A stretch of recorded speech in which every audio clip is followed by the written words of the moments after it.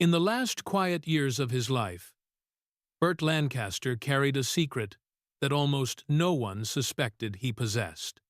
While Hollywood celebrated him as one of its great pillars, a man of strength, elegance, and integrity, he was privately assembling something far more unsettling: a notebook. Not a diary, not a memoir, but a ledger of wrongdoing.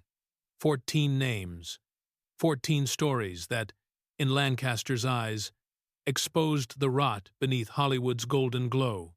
When the notebook finally surfaced in 2007, archivists were stunned. This wasn't gossip. It was a map of the shadows behind the industry's brightest stars. The first name stunned everyone: Elizabeth Taylor. Admired for her beauty, adored for her ferocity, she seemed untouchable, but Lancaster's account painted a very different picture. He wrote about the Cleopatra production shutdown, a full 14 hours lost, because Taylor refused to come out of her dressing room after a wardrobe dispute. For Lancaster, it wasn't a tantrum. It was dominance. He described how she emerged not apologetic, but furious, flinging a wineglass at the director. In his view, Taylor understood the power of her fame and used it with surgical precision. Lancaster went as far as suggesting her marriages were tactical, relationships that tightened her grip on Hollywood's upper ranks.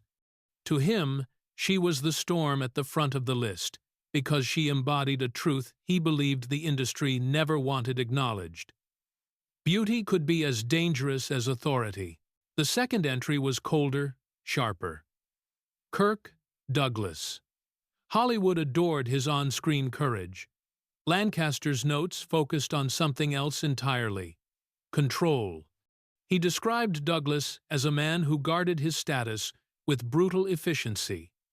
Noting an incident in 1959, when a young actress disappeared from a project shortly after refusing Douglas's invitation to a private dinner. Lancaster believed this was no coincidence, just one of many quiet punishments the actor inflicted to maintain dominance.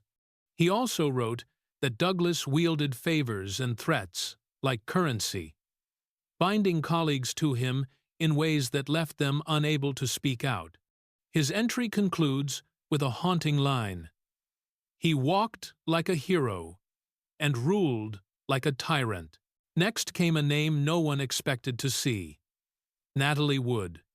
Remembered as delicate and tragic, she appeared, in Lancaster's writing, as a master of emotional leverage. He recalled an incident when Wood collapsed on set, an act Lancaster believed was staged to force the removal of a co-star she despised. Production halted for hours. By the next morning, the actor was fired. Lancaster suggested her frailty was an instrument, sharpened by experience and used to steer decisions she could not control directly. He hinted at darker tensions in her final weeks: whispers of threats, broken friendships, and an emotional storm that preceded her death. Then came the fourth name: Mickey Rooney.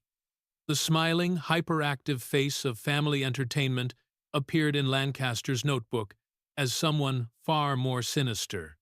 He documented Rooney's habit of verbally humiliating extras and crew members, watching them crumble while he laughed.